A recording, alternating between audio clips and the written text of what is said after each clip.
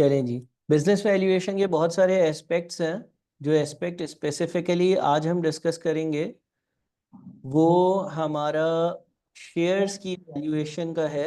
यानी कि हम शेयर्स को जो है वो किस तरह से वैल्यू करते हैं, इस स्पेसिफिक एरिया को मैं आप लोगों के साथ आज डिस्कस कर रहा हूँ। सही है। और इसके अलावा आपके पास डेट की वैल्यूएशंस भी है, प्रेफरेंस शेयर्स की वैल्यूएशन भी है।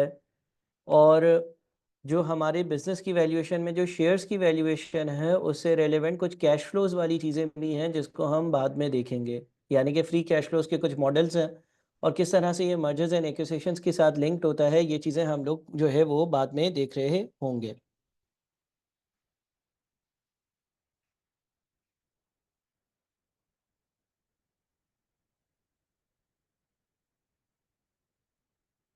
चलें जी, स्टार्ट करते हैं।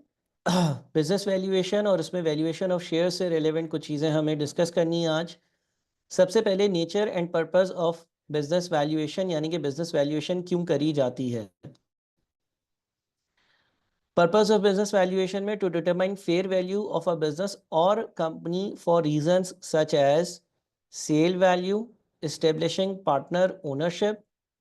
ये दो रीजंस होते हैं जब हम अपने किसी भी बिजनेस को वैल्यू करते हैं। नंबर वन, मुझे कोई और कंपनी जो है वो बेचनी है या कोई कंपनी मैं खरीदने जा रहा हूँ, तो मैं उस कंपनी की एक फेयर वैल्यू कैलकुलेट करूँगा कि उसके शेयर्स की क्या पर्टिकुलरली वैल्यू होनी चाहिए। एक उसकी स्टॉक मार्केट की वैल्यू होती है कि स्टॉक मार्केट जो है उस पर उसकी क्या कैपिटलाइजेशन है। लेकिन जनरली जब मैं किसी कंपनी को ख़रीदने जाता हूँ तो मैं मुख्तलिफ एस्पेक्ट से ये एनालाइज करता हूँ कि मेरा जो पर्पज़ है उसके हिसाब से इस कंपनी की क्या वैल्यू होनी चाहिए। हम जब किसी कंपनी को ख़रीदते हैं तो हमारे बहुत सारे मकसद हो सकते हैं। एक मकसद ये हो सकता है कि हम जो कंपनी ख़रीदेंगे उस कंपनी को हम लॉन्ग टर्म चलाएंगे। एक मकसद ये हो सकता है कि हम किसी कंपनी को ख़रीद कर और उसके एसेट्स को डिसमेंटल कर कर बाज़ार में बेच देंगे। सो हर मकसद के हिसाब से एक डिफरेंट वैल्यूएशन का तरीका अप्लाई होता है और मैं उस तरह से उस बिज़नेस को वैल्यू करता हूँ। जब हम स्टॉक मार्केट की वैल्यूएशन की बात करते हैं, मार्केट कैपिटलाइजेशन की बात करते हैं कि एक कंपनी जो है उसकी स्टॉक मार्केट में जो वैल्यू चल रही है वही उसकी शेयर्स की वैल्यू होनी चाहिए। तो यहाँ पर ये चीज़ मैं हाईलाइट कर दूँ कि कुछ कंपनीज ऐसी भी हो सकती हैं जिसकी वैल्यूएशन मुझे करनी हो जो कि अनकोटेड कंपनी हो, अनलिस्टेड कंपनीज हो। और कोटेड कंपनीज में भी जब मैं किसी कंपनी को ख़रीदता हूँ तो उसकी स्टॉक मार्केट की एक्चुअल जो वैल्यू मुझे नज़र आ रही है वो नॉर्मल से ज़्यादा भी हो सकती है, लिहाजा मैं हर कंपनी को अपनी नज़र से वैल्यू करता हूँ।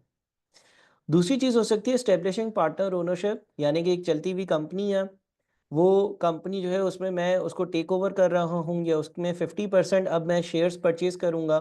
तो जब मैं 50% शेयर्स परचेज़ करूँगा मैं उस कंपनी की वैल्यूएशन निकालूंगा कि चलें ये कंपनी 200 रुपये की है, आधी खरीद रहा हूँ तो 100 रुपये मैं अपनी तरफ से कंट्रीब्यूट करूँगा जो एग्जिस्टिंग लोग हैं उनको।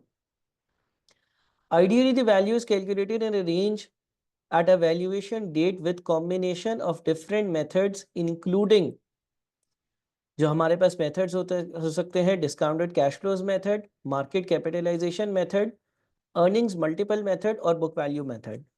देखिए ब्रॉडली किसी भी कंपनी की वैल्यू को कैलकुलेट करने के चार मुख्तलिफ मेथड्स हो सकते हैं। एक तो डिस्काउंटेड कैश फ्लो मेथड है, ये नेट प्रेजेंट वैल्यू की ही तरह होता है। इसमें हम लोग जो है वो कंपनी के आने वाले सालों के कैश फ्लोज को ड्राफ्ट करते हैं और उसको एप्रोप्रिएट डिस्काउंट रेट से डिस्काउंट करते हैं।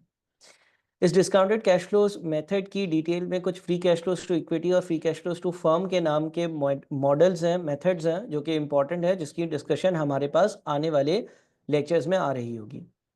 सेकेंड है हमारा मार्केट कैपिटलाइजेशन मेथड। इसमें हम मार्केट में जो एक शेयर की वैल्यू चल रही होती है उसको नंबर ऑफ शेयर से मल्टीप्लाई करते हैं।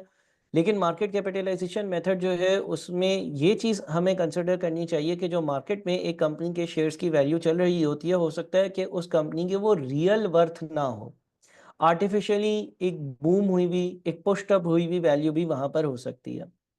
अर्निंग्स मल्टीपल मेथड में कुछ तरीके आते हैं जिसकी डिटेल्स हम देखेंगे। इसमें हम जनरली ये वाला मेथड तब अप्लाई होता है जब हमारा पर्पस ये होता है कि हम एक बिज़नेस को लॉन्ग टर्म में चलते चलाते जाएंगे और उसकी अर्निंग से कमाते जाएंगे। और फिर एक बुक वैल्यू मेथड होता है जो कि कंपैरेटिवली बहुत ही बेसिक मेथड है, जिसमें हम कंपनी की बैलेंस शीट से all assets minus all liabilities से उसकी कैपिटलाइजेशन या उसकी वर्थ देखते हैं कि कंपनी खरीदने जा रहे हैं, उसके जितने भी एसेट्स हैं माइनस उसमें से उसकी जितनी भी लायबिलिटीज़ की वैल्यू है वो सब्ट्रैक्ट कर दी, और जो बच गया वो मैं उस कंपनी के लिए पे करूँगा। अब इन वैल्यूएशन मेथड को कुछ मुख्तसर तौर पर डिटेल में थियोरेटिकली आज हम देखेंगे। जहाँ तक इसकी कंप्यूटेशन की बात है तो कंप्यूटेशन के लिए हम सेपरेट लेसन्स में उसको डिस्कस कर रहे होंगे। आज का हमारा जो प्राइम पर्पस होगा वो ये होगा कि हम वैल्यूएशन के मेथड्स को थियोरेटिकली देख लें कि इन थ्योरी वो कैसे अप्लाई हो रहे होते हैं। रीजंस फॉर वैल्यूएशन पर आ जाते हैं कि क्या रीजंस वैल्यूएशन की है। Reasons for valuation include takeover bid, यानी कि मैं किसी और कंपनी को खरीद रहा हूं तब मैं उसकी वैल्यूएशन करवाऊंगा। A valuation might be made by the bidder in order to establish a fair price or a maximum price that the bidder will bid for the target company's shares. Bidder या acquirer term use करी जाती है उस company के लिए जो दूसरी company को खरीदेगी, और टारगेट कंपनी वो कंपनी होती है जो बिकने के लिए आई हुई होती है। तो एक पर्पस जो वैल्यूएशन का होता है वो ये होता है कि जब एक कंपनी दूसरी कंपनी को खरीद रही है, जब एक कंपनी दूसरी कंपनी को परचेज कर रही है, तो जो ए बिडर है, जो एक्वायरर है, जो एक्विजिशन करने लगा है, वो टारगेट कंपनी को क्या कंसिडरेशन पे करे, इस चीज़ के लिए हम वैल्यूएशन करते हैं। Private company wants to convert into public listed company. कोई प्राइवेट कंपनी है, अभी तक उसके शेयर जो है वो 4 या 6 या 15 या 20 या 25 लोगों के बीच में थे, अब वो एक लिस्टेड कंपनी में कन्वर्ट हो रही है, वो स्टॉक मार्केट पर अपनी लिस्टिंग करवानी चाह रही है। अब जब वो लिस्टिंग करवाना चाहेगी तो उसको अपने शेयर्स की एक वर्थ या वैल्यू को कैलकुलेट करना होगा। अब उसके शेयर्स जो है वो ट्रेड होंगे, वो उसकी बाइंग और सेलिंग होगी, वो एक प्राइवेट कंपनी नहीं होगी बल्कि वो एक पब्लिक कंपनी में कन्वर्ट हो चुकी होगी, तो उसके एक शेयर की क्या वैल्यू या क्या वर्थ होनी चाहिए, इसलिए भी हमें वैल्यूएशन करनी पड़ती है उस स्पेसिफिक कंपनी के शेयर्स की जो प्राइवेट थी और अब पब्लिक जाने की तरफ बढ़ रही है। So when a company comes to the stock market for the first time, an issue price for the shares has to be decided. Transaction of shares. When shares in an unquoted company are sold privately, the buyer and seller have to agree a price. एक ऐसी company है जिसके share जो है वो stock market पर listed नहीं है। मिसाल के तौर पे कोई प्राइवेट कंपनी है, उसमें 2 भाई हैं, 2 कज़न्स हैं, 3-4 भाई हैं, और आपस में एक ट्रांज़ैक्शन हो रही है कि भई मेरी 10% होल्डिंग तुम खरीद लो या मेरी 5% होल्डिंग तुम खरीद लो, मुझे अपने पैसे डाइल्यूट करने हैं, मुझे अपनी इन्वेस्टमेंट जो है वो लिक्विडेट करनी है। अब ये जो ट्रांज़ैक्शन हो ये कितने रुपए पर हो, एक बंदा दूसरे के शेयर्स किस रेट पर खरीदे, इसके लिए भी शेयर्स की वैल्यू का कंप्यूट होना ज़रूरी है, जिसकी बेसिस पर ये ट्रांज़ैक्शन कंडक्ट होगी।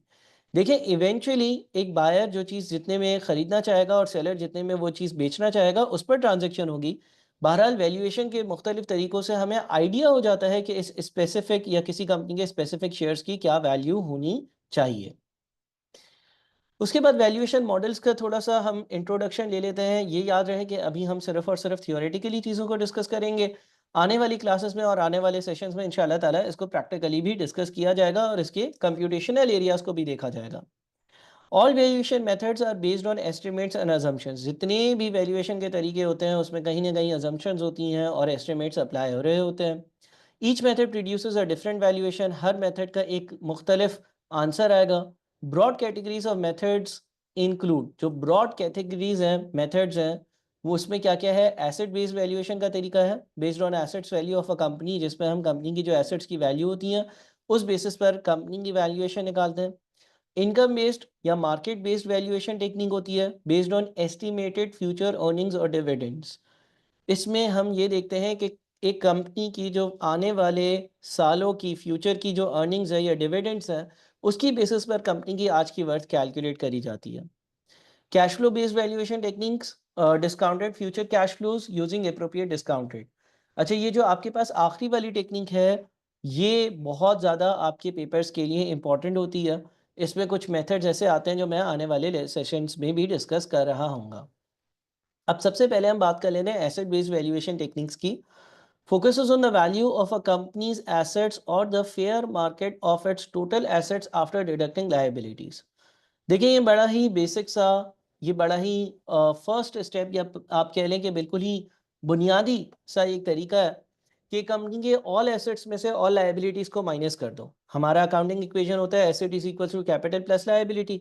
सो capital is equal to all assets minus all liabilities. हम एक कंपनी के सारे एसेट्स में से उसकी सारी लायबिलिटीज की वैल्यूज को माइनस कर दें और हमारे पास जो नेट आंसर आ जाए, हम बोलें कि कंपनी की कैपिटल या इक्विटी या उसकी वर्थ जो है वो इतनी है। बहरहाल यहाँ पर जब हम इस स्पेसिफिक मेथड की बात करते हैं तो ये तब यूज़ होता है जब हमें बिजनेस को लिक्विडेट करना हो जनरली। क्यों? क्योंकि अगर एक चलता हुआ बिजनेस होगा तो हमें ये देखना चाहिए कि वो फ्यूचर में कितनी इनकम जनरेट कर कर देगा और उसकी वैल्यूएशन इनकम की बेसिस पर होनी चाहिए। यहाँ पर तो हम ये सोच रहे होते हैं कि मैं इस कंपनी को खरीदूंगा, इसके जितने भी एसेट्स होंगे उसमें से इसकी लायबिलिटीज़ को पे ऑफ कर दूंगा, नेट अमाउंट जो बचेगा उस पर अगर एसेट्स को बाजार में बेचूंगा तो मुझे क्या पैसे मिलेंगे। तो जनरली ये लिक्विडेशन के सिनेरियोज में अप्लाई होता है, गुडविल कैलकुलेशन के सिनेरियोज में अप्लाई हो सकता है।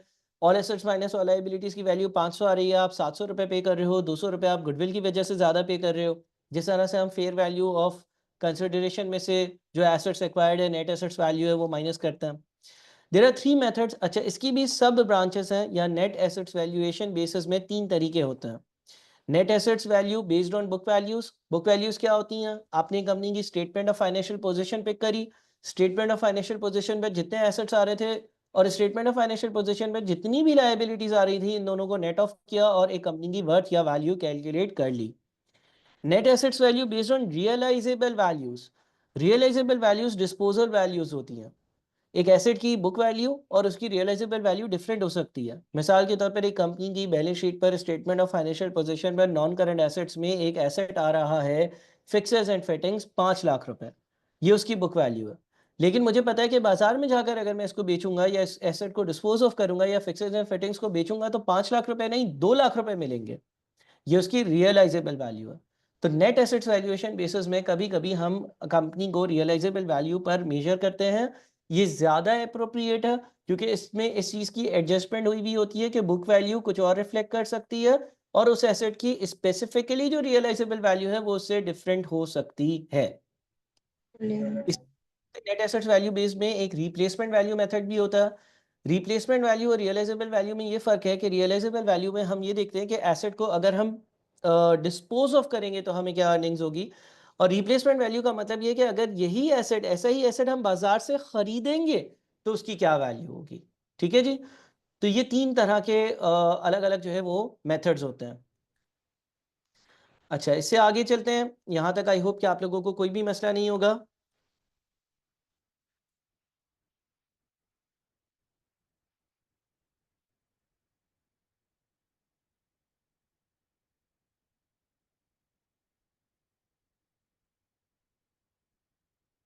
अच्छा जी।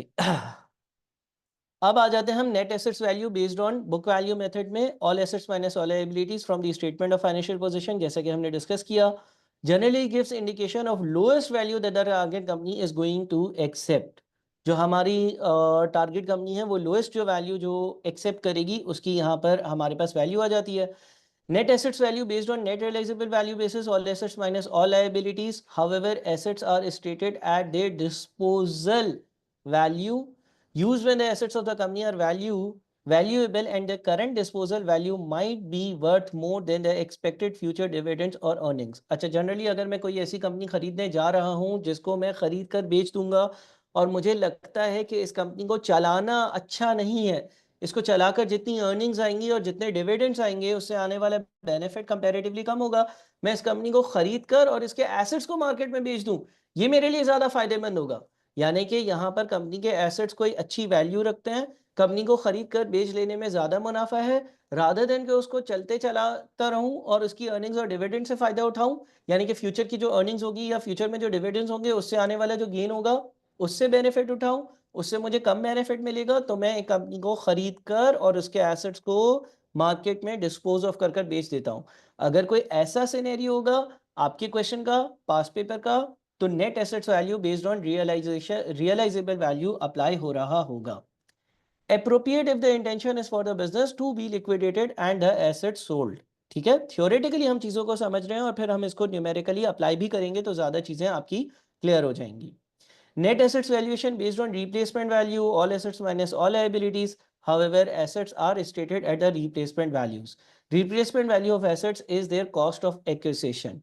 ये याद रखिएगा, रिप्लेसमेंट वैल्यू का मतलब ये होता है कि अगर मैं अपना बिजनेस सेटअप करता और मेरे पास भी ऐसे ऐसे एसेट्स होते और मैं उनको खरीदता तो मेरे जेब से जो पैसे लगते वो।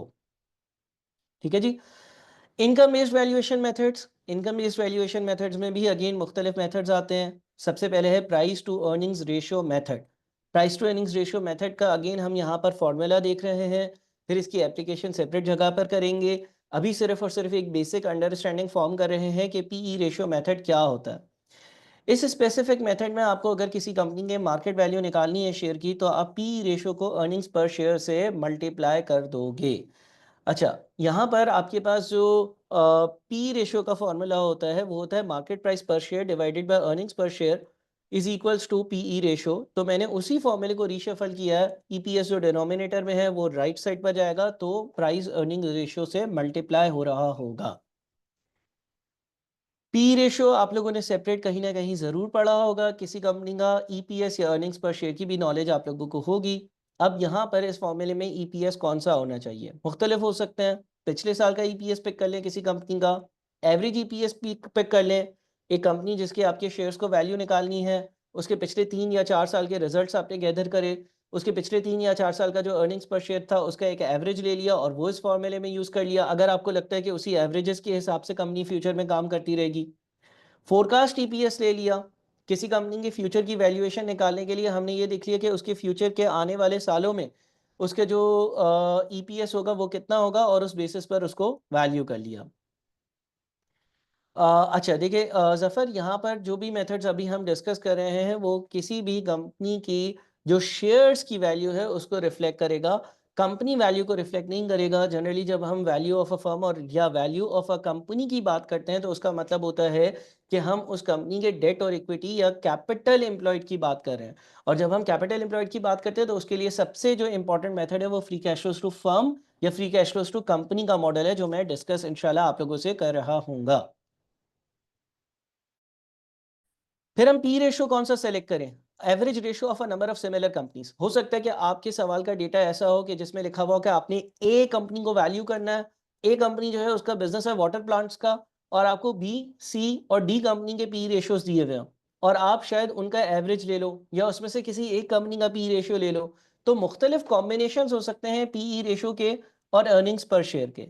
ये बात अगेन आपको तब बेहतर समझ में आएगी जब आप इसकी न्यूमेरिकल एग्जाम्पल की तरफ मेरे साथ जाओगे, न्यूमेरिकल एग्जाम्पल में इसको अप्लाई कर रहे होगे, तो ये चीज़ आप लोगों को बहुत अच्छे से बेहतर समझ आ रही होगी। Average ratio of a similar company on the stock market, या फॉर एग्जांपल आपने एक किसी अनलिस्टेड प्राइवेट कंपनी की वैल्यूएशन निकालनी है, आपने देखा कि ऐसे ही काम करने वाली सिमिलर प्राइवेट पब्लिक कंपनी जो स्टॉक मार्केट पर लिस्टेड है उसका पी रेशियो कितना है, उसको एक स्पेसिफिक फैक्टर से एडजस्ट किया जाता है, क्योंकि लिस्टेड कंपनी में शेयर होल्डर्स का कॉन्फिडेंस ज़्यादा होता है, उनके शेयर्स की ट्रेडिंग की जो सलाहियत होती है वो ज़्यादा फ्लेक्सिबल होती है रादर देन के एक प्राइवेट और छोटी सी कंपनी। उसका एक एडजस्टमेंट फैक्टर अप्लाई कर कर उस पी रेशियो को यूज़ किया जा सकता है। ये आपके पास पहला मेथड था। अच्छा, जहाँ तक प्राइस अर्निंग्स रेशियो मॉडल की या मेथड की बात है, तो ये आपके एग्जाम्स के लिए बेहद ज़रूरी मॉडल है, बहुत ही ज़्यादा फ्रीक्वेंटली टेस्ट होता है। लेकिन इसके फॉर्मूले और इसकी लॉजिक और मज़ीद जो कंप्यूटेशनल एरिया है वो जब हम अगले वीडियोज़ में डिस्कस करेंगे तो आपको ज़्यादा क्लैरिटी हासिल होगी, ज़्यादा चीज़ें समझ में आएंगी। इस स्पेसिफिक स्लाइड्स और प्रेजेंटेशन का और आज के सेशन का मकसद ये है कि मैं आपको चीज़ों का सिर्फ आइडिया दे दूँ।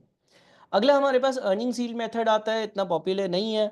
अर्निंग यील्ड मेथड में आप मार्केट वैल्यू पर शेयर निकालने के लिए अर्निंग्स पर शेयर को अर्निंग यील्ड से डिवाइड करते हो। अच्छा, अर्निंग्स पर शेयर क्या होता है? लेट्स से मैं अगर बोलूं कि एक कंपनी का अर्निंग्स पर शेयर जो है ना वो 2 रुपए, तो 2 रुपए के अर्निंग्स पर शेयर का मतलब ये है कि अगर मेरे पास उस कंपनी का एक शेयर होगा तो मैं 2 रुपए कमा रहा हूँ। अर्निंग यील्ड्स का क्या मतलब है? लेट्स से अगर मैं बोलता हूँ कि मैंने कहीं पर इन्वेस्टमेंट करी हुई है और उस कंपनी का अर्निंग यील्ड जो है वो लेट्स से 10% है।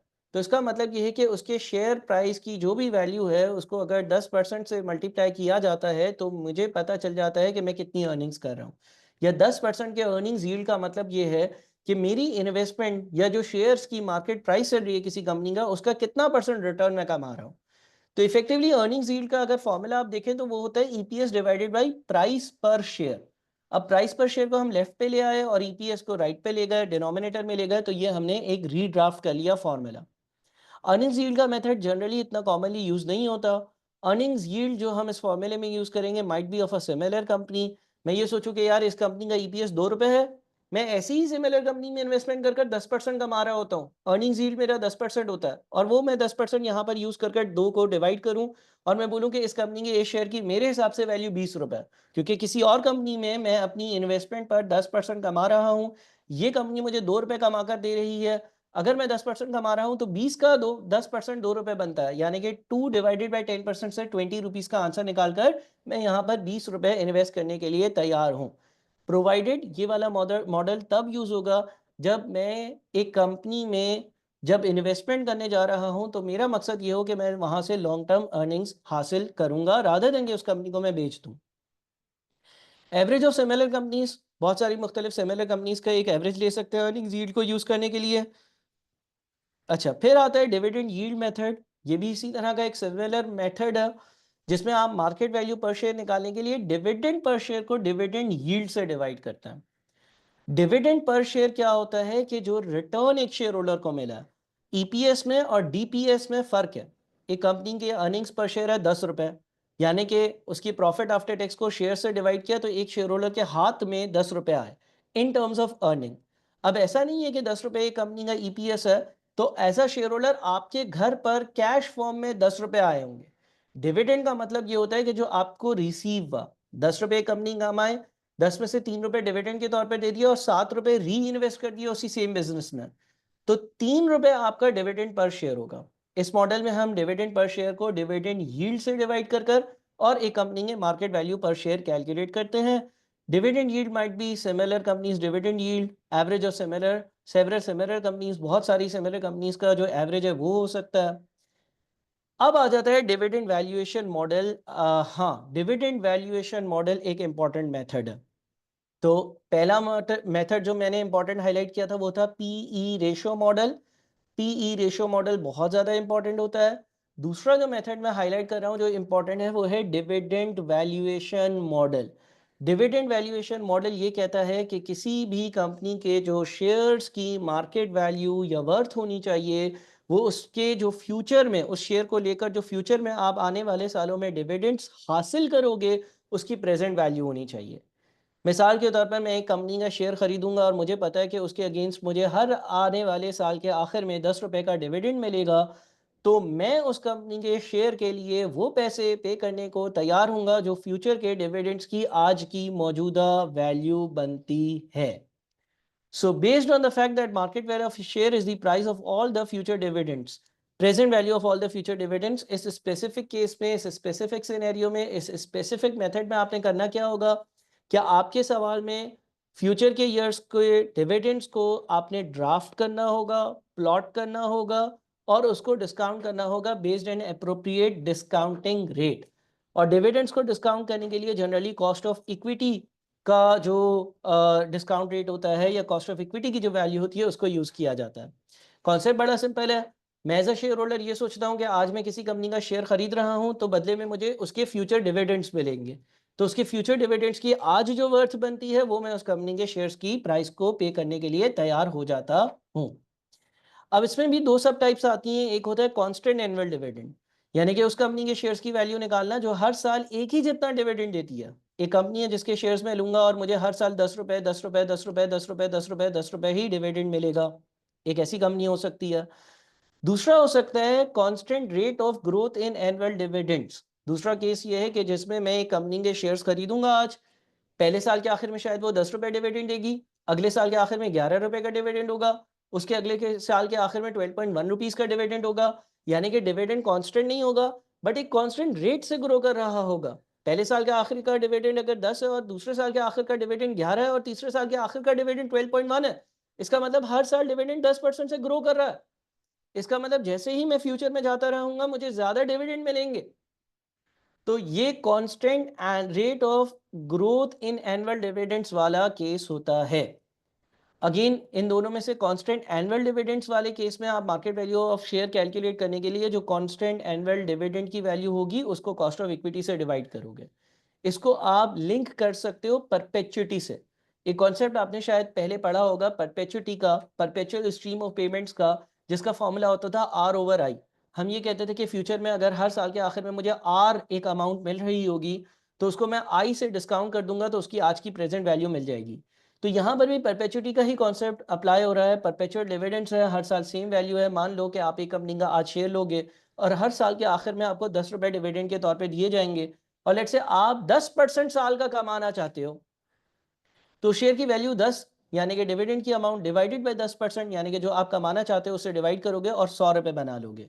आई रिपीट, एक कंपनी हर साल के आखिर में 10 रुपए का डिविडेंड देती है, ये कांस्टेंट एनुअल डिविडेंड हो गया और हमेशा देती हुई आएगी।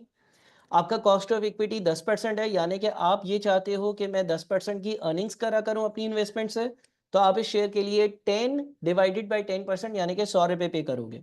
हर साल 100 का 10% आप कमाना चाहते हो जो कि 10 रुपए है, और वो आपको कंपनी से रिसीव हो जाएगा। ये वाला फॉर्मूला तब अप्लाई होगा जब सवाल में ऐसा लिखा हुआ हो कि कंपनी हर साल एक ही जितना इक्वल डिविडेंड पे कर रही होगी। फिर आता है constant rate of growth in annual dividends. अगर जो डिविडेंड्स है हर साल किसी स्पेसिफिक रेट से ग्रो हो रहे होंगे तो ये वाला फॉर्मूला अप्लाई होगा जो कि है डिविडेंड जस्ट पेड, जिसको हम डी नॉट भी बोलते हैं। डिविडेंड जस्ट पेड यानी कि अभी अभी बस पे हुआ dividend multiplied by 1 plus growth rate divided by cost of equity minus growth rate. अभी आपने इस चीज से घबराना नहीं है कि न्यूमेरिकल कैसा आएगा, अभी थियोरेटिकली आपने चीजों को समझना। जैसे ही यहाँ पर हम थ्योरी कंप्लीट कर लेंगे तो फिर इंशाल्लाह कुछ न्यूमेरिकल एग्जांपल्स में मैं आपको ये सारे फॉर्मूले जो अभी तक आए हैं और अभी भी स्क्रीन पर है वो अप्लाई कर कर ज़रूर बताऊंगा, ताकि आपको क्लैरिटी मिल जाए कि इन फॉर्मूलों की एप्लीकेशन कैसे करनी थी हमें सवालों में। अब यहाँ पर आपके पास ये जो दूसरा केस है इसमें आपके पास ग्रोथ रेट की भी इन्वॉल्वमेंट है, इसलिए क्योंकि हम ये अज्यूम कर रहे हैं कि हर साल का डिविडेंड सेम नहीं होगा। बट यहाँ पर ये अजम्पशन जरूर है कि हर साल का डिविडेंड एक सेम परसेंटेज से ग्रो कर रहा होगा, यानी कि 10 11 12.1 10% की ग्रोथ है। कांस्टेंट एनुअल ग्रोथ भी ना हो और कांस्टेंट एनुअल डिविडेंड भी ना हो तो क्या होगा, कि जब हम न्यूमेरिकल क्वेश्चंस करेंगे तो इंशाल्लाह उसमें डिस्कस कर रहे होंगे। और डिविडेंड वैल्यूएशन मॉडल क्योंकि एक इंपॉर्टेंट मेथड है तो उसकी एक सेपरेट वीडियो भी बनाई हुई है। नेट प्रेजेंट वैल्यू मेथड एक और मेथड है हमारे पास जिसमें हम अपने रेलेवेंट कैश फ्लोज को ड्राफ्ट करते हैं और उसको एक appropriate suitable cost of capital से डिस्काउंट कर रहे होते हैं। और इसमें हमारे पास कैश फ्लो वैल्यूएशन मेथड्स में एक बहुत बहुत बहुत इंपॉर्टेंट एरिया है, वो है फ्री कैश फ्लोज का। फ्री कैश फ्लोज का मेथड इतना ज़्यादा इंपॉर्टेंट है कि मैं इसके लिए एक सेपरेट सेशन रखूंगा जिसमें इसको सेपरेटली डिस्कस किया जाएगा और फ्री कैश फ्लोज पर एक सेपरेट टाइम इन्वेस्ट किया जाएगा, पहले उसकी थ्योरी पर और फिर उसकी कंप्यूटेशनल एरिया पर या कंप्यूटेशंस पर। सो यहाँ पर ये सेशन ख़त्म हुआ। ठीक है, उम्मीद है कि आज आप लोगों को हर वीक की तरह नॉलेज हासिल हुई होगी। अगर किसी का सवाल है तो वो मुझे बता सकता है। ये जो आपके सामने स्लाइड्स आ रही थी ये स्लाइड्स बिल्कुल आपको मिल जाएंगी, इन स्लाइड्स के थ्रू आप इसको रिवाइज कर सकते हो। नेक्स्ट वीक हम फ्री कैश फ्लोज मॉडल को थोड़ा सा डिस्कस करेंगे और उससे नेक्स्ट वीक फिर हम इसके कंप्यूटेशनल एरिया पर और उससे नेक्स्ट वीक फिर हम इसके पास पेपर्स पर जाएंगे। साथ में कैपिटल रेशनिंग की जो वीडियो है वो आप देख रहे होंगे कि यूट्यूब पर हमने अपलोड कर दी है, उसको देखें और उसके हिसाब से भी फीडबैक प्रोवाइड करें। और ये आहिस्ता आहिस्ता हर संडे को जो मैं एक लाइव क्लास में 30-40 मिनट्स आपको पढ़ा रहा हूँ, ये चीज़ें अगर आप नोट करते हैं और साथ में लाइव कंटेंट कवर करते हैं तो आसानी से आप दिसंबर 2025 या जून 26 के लिए तैयारी कर सकते हैं। जो भी लोग ऑनलाइन हैं किसी भी किस्म की बात करनी है तो वो मुझे मेरे व्हाट्सएप पर कर सकते हैं। मैं अपना नंबर जो है वो यहाँ पर मेंशन कर देता हूँ 03453086 312। आप मुझसे बात कर सकते हैं या हमने जो एक ग्रुप बनाया है उसमें मुझसे बात कर लें। थैंक यू सो मच, अल्लाह हाफिज़। हाँ, ये रिकॉर्डिंग 1 से 2 दिन में इंशाल्लाह आप लोगों के पोर्टल पर और पोर्टल पर अपलोड हो जाएगी।